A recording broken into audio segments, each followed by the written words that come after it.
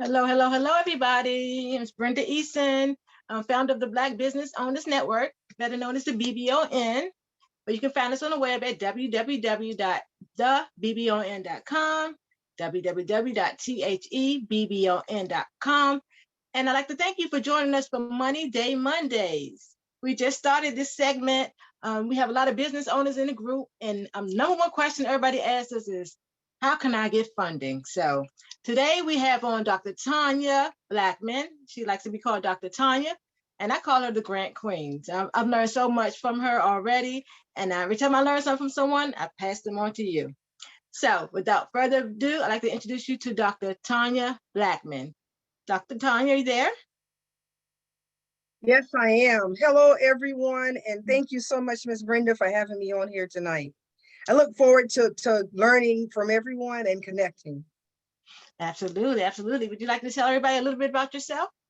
Okay, well, currently I'm in sunny Las Vegas. Been living here for over 6 years, but I'm country to the bone. I am from Walterboro, South Carolina, about an hour away from Charleston. So I can speak a whole nother language, the Geechee Gullah language. I won't do it on here tonight, but I can. And I've been in business for over a decade. I'm a business developer. I'm an author. I call myself the traveling professor. And I just love helping people do all the red tape, all the paperwork to get things in order so they can apply and win funding. Yes, so you are the person that we need because we don't like to do the paperwork. Most of us are creative and we like to have a professional to help us with that, the expert. How long have you been doing grants? Oh, Lord. I really started, it's been a long time. I often say over a decade, but I really started back in 2004. But I didn't officially start my business until 2009, 2010, right around that time. So it's been a while. And what's the name of your business? It is called Conglomerate Empowerment. Conglomerate Empowerment. You know, we love empowerment. We also have the BBON Empowerment Show. So we're all about empowerment. And you also have a television show. I was lucky enough to be interviewed on your show. You want to tell them a little bit about your show? Oh yes. I am the founder and the host of the Mucho Dinero TV show. And on there, we do 3 things on purpose. We empower, we educate, and we promote others. And it was so nice having you on the show, Brenda, a few days ago. So I'm still still excited about the fact that you would even be on the show. Thank you. Thank you for having me. And we formed quite a bond here. We like to network here at the BBON. So that's what we're doing. We're doing some businesses. And we're going to let you know the progress of them as we go along. We're doing some wonderful things together. Now, what made you want to get into doing grants? To be honest with you, hi, Frankie. To be honest with you, my husband and I have been married for 30 years. And we, right around that 20-year mark, we hit a big old, it wasn't a bump in the road. It was like a big ditch, a whole big ditch in the road. And we were going to get a divorce. And I woke up one day because we weren't living in the same households. I woke up one day and my account was in the red. And I was thinking, how am I going to feed these kids? What am I going to do? And then I was led by God. And by the end of that day, I had hired someone had hired me to do a business plan for them. And, you know, and that's really what it's out of. It's out of the need for being able to like get money to make sure I had food on the table. That's the truth of the matter. I am a veteran, but I'm also a Navy spouse. So at that particular time, I had moved to another state, not listening to God, and had moved, even though God said, don't leave, I left anyway, and ended up in some financial straits and financial situations, and also with my marriage. So it was out of that time that I said, okay, what can I do in order to earn money? So that's really how it was birthed. Okay. And what type of business were you looking to get money for at that time? Well, at the time when I started, I just did business plans, tell people like the same thing I'm doing kind of like right now. So it's all the same now. And then I'm 4 generations of business owners. My mom is the one who really taught me about business. And then I worked for my grandmother and also worked for my great grandmother. I've been working ever since I was about 9 years old. And so we have like a whole lot of business owners in my family. My mother has brothers and sisters. She's deceased now, but my mom had brothers and sisters that have never completed a job application because they always had their own business. Wow. So business is in my bloodline for sure. Wow, that's amazing. What type of businesses did they have you? Concrete, construction type of businesses like that. The men own those type of companies. A few of them have gone on and passed away, but then they left a legacy to their sons, and their sons are now doing that. My mom and my father had and still has. My father still is, and my brother's still doing it at a restaurant, a fish market in South Carolina. And then I'm trying to think about different people. We did like house cleaning, whole lot of cooking. My grandmother did that. My great grandmother taught me how to cook, and then my grandmother taught me how to clean, and that's the kind of business she had. So you know what, we just always hustling. They do so many different things. Oh, and then my nieces, I'm sorry, but my nieces, they own the salon now. My mom had a beauty salon, and now they're doing now they're running the beauty salon. Both of them are. So I'm so happy with them. Yeah. Yes. Oh, that's wonderful. That's wonderful. Yeah. I can remember my mom too. She had 3 girls, single mom, didn't have enough money with her job. So she had like a side business as well. I remember she would go in and clean different people, apartments or houses or whatever. And she would take me with her sometime, and I would see the cash just up on the dresser. I'm like, wow. I was like, okay, yeah, I gotta do something like this. So when I had 3 kids as well, single mom. And so same thing happened with me. I had to find a business or something to bring in some more income. And that's when I started the Black Business Owners Network, to find other business owners to network with, to grow. Yes, that's exactly why I started it. But now I want to do it full time without the job part of it. And a lot of the business owners in the group wants to do the same thing. So, and to break some generational curses, because we didn't have, a lot of us haven't been fortunate enough to have our parents or grandparents to, have had business to teach us.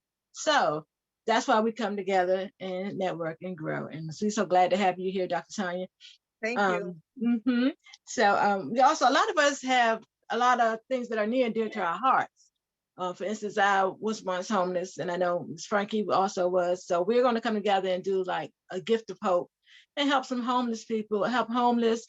And, like you were telling us to go, we can go and get started and give them food and everything, and then go on from there to be able to get funding to help them to prevent homelessness altogether. That's the main goal. So yeah, that's what's near and dear to my heart.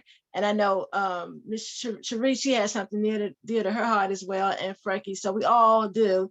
So I don't know if you want to open it up now, if you want to go a little bit more further into grants. I will. Yeah, because I promised you earlier, I talked to you earlier, and I said I was going to tell people it's really simple. I'm a Christian, so I'm a woman of faith, and that's my belief. It may not be others' beliefs, and it don't have to be your belief. But I really encourage everybody to pray first. You want to get God in your vision, and then ask God to order your steps and give you a dream. And then I know that Brenda, you and Frankie, I know, and the other Miss Charity on the phone, I know that everybody on here have a dream. And once God is in it, I really believe that when God is in it, the provision is there. Because if it comes from God, He's going to take care of it. And then after you do that, the Word of God tells you to write the plan and make it plain. So write down your vision, write down your mission statement, write down a list of services. This is all homework. This is before you even spend $1 on forming a nonprofit. Be sure that your plan is all the way written down, so that written out in a clear way, so that when it's time to get all your papers and stuff together to be able to apply for funding, you already have that done. You won't be like reinventing the wheel. And then after you do that, whatever state you live in, go through the Secretary of State. And some Secretary of States and some states is free. Some of them you don't have to pay anything at all in the United States. Some you will. Okay. So complete that with your nonprofit name. And then after you get the nonprofit, a registered nonprofit in the state where you want to operate, then apply for the EIN number, which is free. It's on the IRS government website. That's free. And then you can apply for your tax exempt application. That's step number 3. No, step number 4. Apply for the tax exempt application. That's also on the IRS website. Completely fill that out, because unfortunately, some people will not give you any money at all unless you have that documentation. And then you just start applying for funding. You look for funding and then you apply for it. It's that. So write the vision. That means write down your vision, your mission statement, pray, do all of that before you get started. Second step, go through the Secretary of State. Step number 3, EIN number, all free through the government, through the IRS, and then apply for the tax exempt with application that's on the IRS website. Get those documentation, and then just like I said, I believe that every nonprofit needs a nonprofit business plan. It does not have to be 25 pages. It could just be 2 or 3 pages, and then you just write it all out with your piece of paper, or you could just talk it into your phone, talk the plan into your phone. But I believe everybody should do that. I'm hoping that helps everybody. Oh yeah, yep. Absolutely. Okay. Absolutely. Yeah. Is the EIN necessary for nonprofit as well as profit? For profit? Yeah. Okay. So EIN business. Yeah. Okay. Gotcha. Some people call it the social security number of the business. Is what some people call it. So you do need that for your nonprofit. Because you know what? Uncle Sam is going to want you to actually do your taxes. And you're going to need that number in order to do your taxes. And but it's free. Don't pay nobody for it, because it is free on the federal government website. Okay. And some people charge for that. I know before you had told us to just go ahead and just get started, that it was ways that you can go, like Walmart and other different places will give out things with the tax exempt status. Do you have to have the tax exempt status to get those things that you had mentioned before? Yeah, if you go to the Walmart website, they'll have if you do just do a search, Walmart nonprofit, Walmart giving back to the community. And then what it is, every one of the corporations or foundations will have a list of what's required. And lots of times they'll say, I need to have a copy of, or be able to see your tax exempt status before they even, some people will give, like me. I will give without it. I give I'm being led by my heart, by prayer. So I would give, but some people, want to see that. So that's an investment. I think that's worth, it's really worth investing in that in the long run. Absolutely. Absolutely. And can you be a for-profit and a nonprofit at the same time? Because I was thinking about the BBON. Is that possible? Oh yeah. Yeah, you can do. Oh yes, we live in America where we can have as many businesses as we want. We can have 5 nonprofits and 7 businesses. That's what we want to do. We can have as many as we want. Absolutely wonderful. And did anybody have any questions yet? Frankie or Sherry? Any questions yet? I want to keep going. Did you have anything else you wanted to say? Oh, go ahead. I'm sorry. Who's that? This is Sherry. I'm just listening and following along. And our nonprofit is 3 years old, and we have the EIN and have followed, the path that you've just described. We are stuck at the part where we're looking for funding and where to look and what to do next.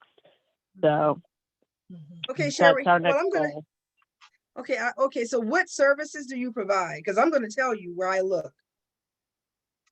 We give plots to families that have had a sudden death and a sudden tragedy, and are unable to bury a loved one. Oh, God bless y'all for doing that. That's sweet. Yeah. She helped me. She helped me with my son, Samari. That's how I met her. Yeah. That is so sweet. Yeah.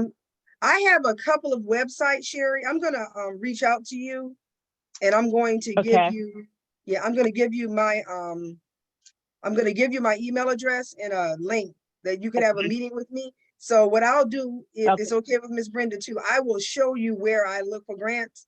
But to be honest with you, if you start with a Google search, if you just start with a Google search, it could be in your state, foundations in Washington State, foundations in Washington State. A list of those different foundations are going to come up. And all you got to do is so what happens? What has happened so far is that the criteria has not matched us. They want more scrutiny. They want more tax returns, perhaps, than what we have, or the ceiling is too high for the budget to apply to us. They want to give money to somebody whose budget is $1 million already. And we're not there yet. We're still grassroots. So we just are unable so far to find a fit with where to apply. Okay, it's all right. There are certain websites that you can apply on that website that will give you a list of all the grants, and then you'll put your criteria in there. You put all that information in there, and I'll share that with you. I will share that information with you. But here's the thing now, and you'll have to pay for that. But this is what's free. What's free is if you say foundations that give in the state of Washington State, and you get a list, and let's say you get 20, Washington, D.C., and then let's say you get a list of 25 that comes up, and then you just go over the first 5 or 7, go to their website, see what their criteria is. Because sometimes, like with Walmart is a good start. Because with Walmart, you don't need to write all this long, paragraphs out and papers and what have you. They just ask you certain questions and you just fill them out on the website and hit enter. Do you see what I'm saying, Sherry? I do. Okay. And some of them are like that, but you're not going to know unless you actually, it's a search. And that's what a lot of nonprofits, sometimes what we do is we don't realize that you really do have to search for those grants. But when you find them, you got to find the right fit. And then you also have to apply. You have to have like a schedule, that you apply to one a month or something like that. You get what I'm saying? I do. So it's like looking for a job. So well, that doesn't make it sound fun. Right. No, it's not. It's not always. Yeah. I don't want to lie. It's a process. It's a process. Yeah, it's a marathon. And it's like preparing for a marathon because you have to really prepare. Like I couldn't run. I'll be honest, I probably couldn't run a mile right now, without like the ER coming to pick me up. But so it's like that. So what you do is once you got everything organized, once you have your schedule organized for just applying for grants, I recommend that you say 2 hours a week, I'm going to do what it takes in order to apply for grants. And if it takes you a whole month to do one, then that's okay, because at least you've gotten one done. Especially if you don't have the budget to pay a grant writer.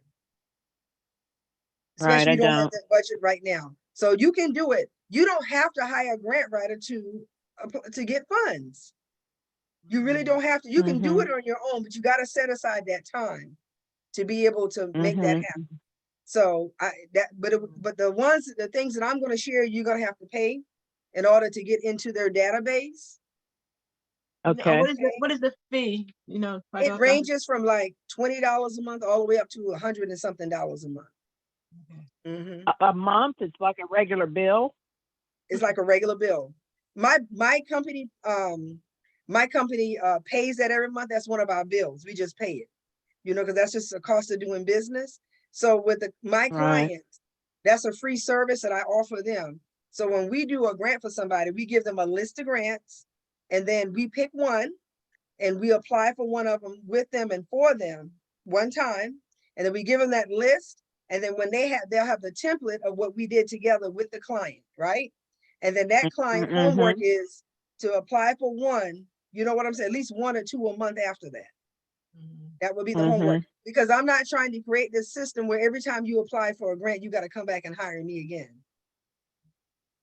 I want you to be able to apply for your own funds. Yes. So wow, people make it seem like it's this long process. You got to write all these pages, and so that's not the case. That's why I love foundation grants, and that's why I don't charge as much money to do them, because it doesn't take that long. I mean, I could do one in 2 or 3 days, to be honest with you.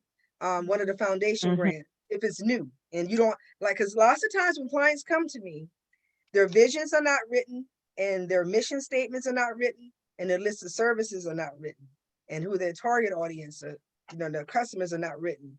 So that takes time to do. So if I have to do all of that me or staff member have to do all of that with the client, that is fine. I don't mind doing it. They don't mind doing it.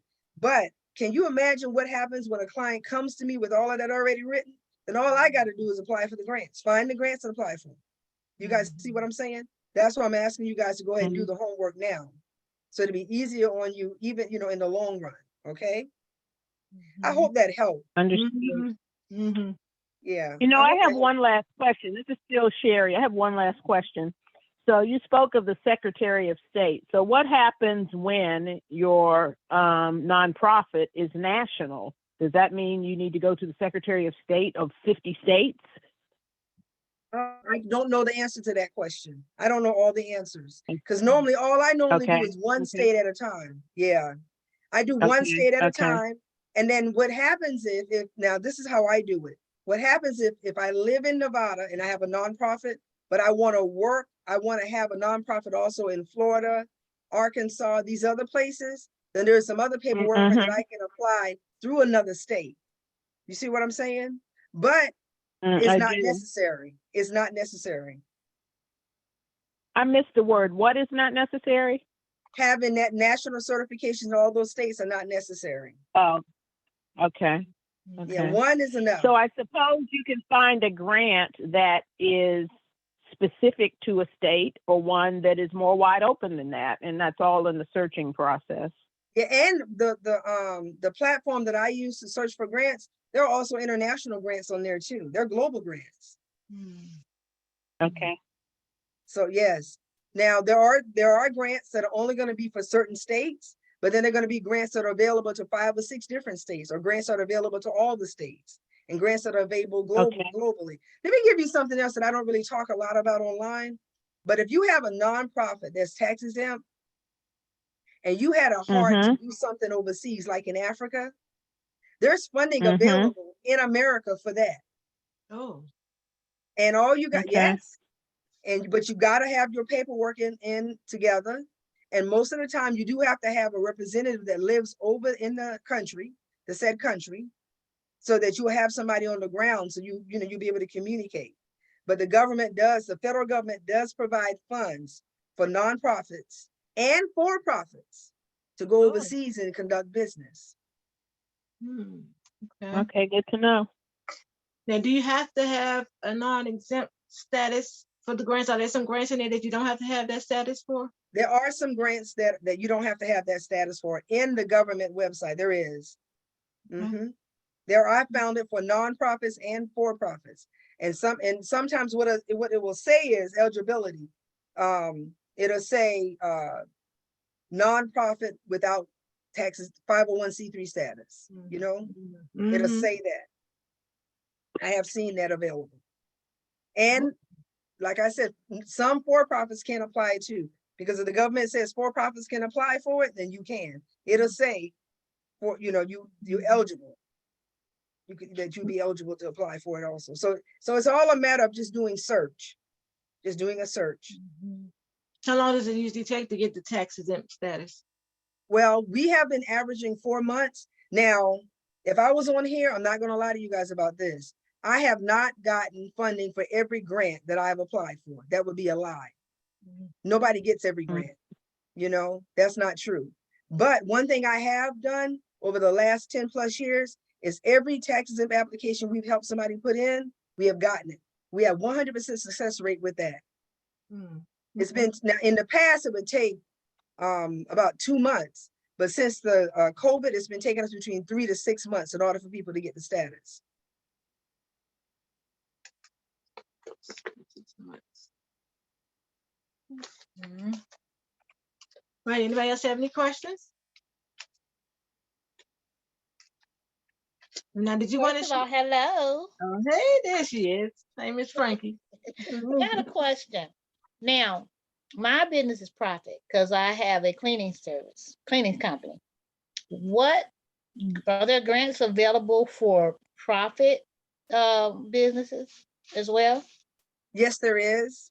There is. The government website, gov.gov, I think is what it is. I've seen them on there. Yes, it is. If you want to go to the government side. Now, Foundations, there are some foundations that will give to some nonprofits. What company was it? There's been recent ones, like a lot of the IT companies have given out a whole lot of different grants, regardless of what type of business you're in. So there is grants available to some for-profits too. Okay. So I know earlier we was talking about the grants that I would need. You had mentioned it would be federal grants. Is there a different process for the federal grants?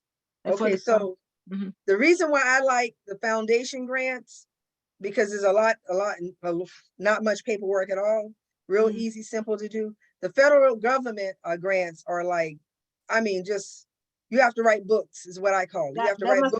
What I've been hearing about. Yeah. You have to write books to apply. So I can't do that by myself. It takes a team of people to do that. So so the pricing, our pricing and fee schedule is different for those type of grants, but they are available. And they're just different ones that are available. Is that because it's more difficult to get those, or why is it such a long, such long process? Because the government wants, there's so much red tape behind that. Like if you wanted to start an assisted living facility, let's say you were getting one of the ALF grants, you got to go get all the permits. You have to have the buildings. You have to have all these things in place. And then you also got to write out the narrative. You got to say who you're going to hire. You got to have all their resumes. You got to have everything written down from start to finish. So all of that takes a lot of time. So it's just more work, a whole lot more work. When you applying at the foundations, they just want to know what your budget is. They want to know, does your mission line up with my mission? Then, they have certain questions like they're asking you, what are you going to do? Okay, so let's say that I'm going to do a project, feed 500 people for Thanksgiving. I'm just throwing out something. Well, then they just want to know how many people you're going to feed, how much money it's going to cost you to feed every one of these people, who's going to help you, what's your mission, what's your vision. You know what I'm saying? So it's a lot easier. But with the federal government, they got their own list of stuff, all these other documents that you have to, it's just so much. It's a lot. My last one was over 100 pages. Ooh. So is there a charge to apply with grants? No. No charge for the grants. Okay, no charge, no. So how do they pick the person they will select this if their mission lines up? Because I know a lot of people are applying. So how do they pick? I'm not really sure because I'm not on the picking, like I'm on the other side. So I'm not 100% sure how they do it, but I imagine they have a scoring system. I'm thinking they have a scoring system, and whoever meets those guidelines, that's who gets selected. That's what I'm imagining. And sometimes it's about relationships. Sometimes if you build a relationship with United Way, you're already doing something United Way. You went in there, you offer your services, and then when the next cycle comes up, they like your services, they like how you treat the clients. And then guess what? You do your two, three page proposal, and then you get your $50,000 from United Way. Okay. So it's about building relationships. Okay. Now, is there a place we can go? I know you mentioned the one we have to pay each month to find the grants. Is there one that with no charge that you can find? I haven't found any other than Google. Okay. Only Google. If it's free places, I don't know about it. Okay. All right. Okay, man, do you need to board? Do you have to get started, like a board of directors? I've heard that you need a board of directors. I recommend at least 3 people that you would trust with your life, because you got to remember, in a nonprofit, I have a girlfriend, her name is Miss Tiffany Bell. She does nonprofit board development. So an uneven number, 3, 5, 7, 9, I would probably just stick with 3 people, you being one of them. And then, with 3, that means everybody has voting rights. So that Miss Brenda and let's say Miss Brenda, Miss Charity, and you, we 3 are on the board, but we decided we don't want you on the board no more, Miss Brenda. So Miss Charity and I just go ahead and vote you out. What I do? Let me say, no. Got it. Do you see what I'm saying? So I have heard of people that have started nonprofits and they were voted out. So you have to trust these people with your life. And here's another thing. When you select board, this is just me giving my 2 cents. When you select a board member, this is just tips. Board members are there for 2 reasons. They're there to give of their time, talents, and treasures. They're there to give of their time, talents, and treasures. And they believe in your mission and your vision. They buy into it, they believe in it, and they're willing to work at it for free. So being a board member does not mean I'm going to get a paycheck. In other words, I'm there to serve. And sometimes some people get on boards because they want money. And the money that's coming in is going to serve the community. It's going to serve the homeless population. Nonprofits is not a place that not something you would start up to become rich. Because if you become rich, you're going to go to jail. Really? Yeah, because you can't take nonprofit money and do whatever you want to do with it. But do you have a salary? Oh yeah, everybody can have a salary. Yes, definitely. You should pay yourself. I believe that everybody should be paid. I believe everybody should be paid. But it would be unethical for me to get $50,000 from a company, and then I turn around and pay myself $49,000 and not just take $1,000. Unfortunately, people do this. They do it. So be real picky about your board members. Do that with prayer and do that with patience. Okay, so and then how long after you apply does it usually take to get, let's say, $50,000 from United Way? I don't know. It really depends on, because I've known people who have had nonprofits for 10 years with a tax exempt status and have not gotten $1 because they never applied. Oh, okay. They just never applied for anything. They didn't get the board together. They have a nonprofit, it's on paper, it's in good standing. They do what they're supposed to do, but they never apply. That's where that nonprofit business plan comes into play. Just like you build we have to build our for-profit businesses.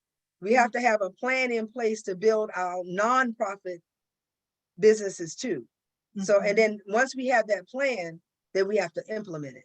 So it really just depends on, I know some people that got the money first and had to hurry up and do the nonprofit because they had built these relationships and they, somebody was waiting to give them $100,000 through this cancer thing that they were doing. You see what I'm saying? So everybody's just different. Okay. Anybody thought of any other questions they'd like to ask? Any comments? Okay. But first of all, you have a wealth of information. It's a blessing once again to hear you. But as you continue to pour out, I don't know what your plan of action is, but there are great venues that you're getting ready to use that to help people. And so just get ready for your large platforms, because there are large platforms that are assigned to you. Amen. I received that. Let me see your face, Miss Frankie. I received that. I received that. Hold on. Beautiful lady. I received that. I receive it.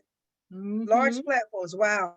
Oh Lord. Yeah, we were just talking about that earlier, getting together and your numbers going, right? Your confirmation. Oh wow. That's confirmation. Yes. I receive it. Wow. It's not gonna be long. So I'm just telling you what I hear. It's not gonna be long. God's getting ready to release you into large platforms because it's a need, and and really, if somebody's looking for someone like you, and so I keep hearing the Lord saying wealth is not going to be a problem. So you're getting ready to walk in the millions, and so I'm just glad to know you now, right? So that when you explode, that you can look back and say, okay, where was Frankie at, and where Brenda at? Because you're getting ready to take off in Jesus' name. Glory to God. Amen. Yes and amen. Yes and amen. And I'm loyal, Miss Frankie. I don't forget. Okay. Did you have anything you wanted to close with, Dr. Tonya? Yeah, I have one, if I can find it, Proverbs 18:16 was what I was thinking about earlier when I was thinking about our talk for here today. And my prayer is that God will make room for all of our gifts. Everybody that listens to this, in Jesus' name. God will make room for all of our gifts and put us before great men and women of influence. Absolutely, absolutely. We're going to be showing you our progress. So y'all get in with Dr. Tonya now so you can be climbing like while we're climbing, okay? Because we're going to be doing some things. Dr. Tonya's going to be on doing some lives and different things like that with the BBON. So I'm excited about that. We're helping us to moderate the group. Appreciate that on that end, and giving us like more knowledge. That'd be great. I can't wait to get started for that. And Miss Frankie and I have a show on Tuesdays at noon. Yes. Yeah, the BBON Empowerment Show, where we like to empower you as business owners. We parents, and we have 9-to-5 businesses, multiple businesses, and we just need some encouragement and some empowerment to keep going. And that's what we are there to give you on Tuesdays, because I need it myself. So so I'm there listening and taking notes myself. So yes, definitely join us on Tuesdays. And also every Monday for Money Day Mondays, where we have grants on this week. We had someone to do business credit. And if you're in the financial services industry and you would like to come on as well, please let me know. You can call me at 202-499-7088. Call or text me, 202-499-7088.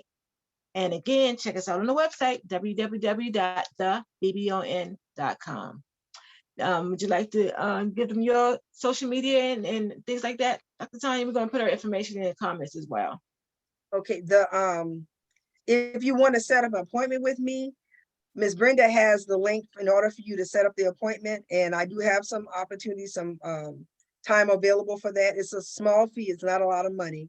And then I can be found at only Dr. Tonya B, ONLYDRTONYAB, as in Blackmon. My last name is Blackmon. And on Instagram. Or if you just go Tonya Blackmon on Facebook or LinkedIn, you'll find me. Absolutely. Wonderful, wonderful. It was wonderful interviewing you today and getting to know you a little bit better. We talked earlier, and I look forward to talking to you again. If anybody else would like to come on and do an interview, because it shows credibility for your business. You get to tell your story your way, and give people, let them know about your industry. Just come on as well. Just let me know if you want to do that as well. All right. That's about all I have for today. I'm Brenda Eason, the Black Business Owners Network, signing off. See you guys next time. Thank you. Wonderful. Awesome. Thank you for joining us.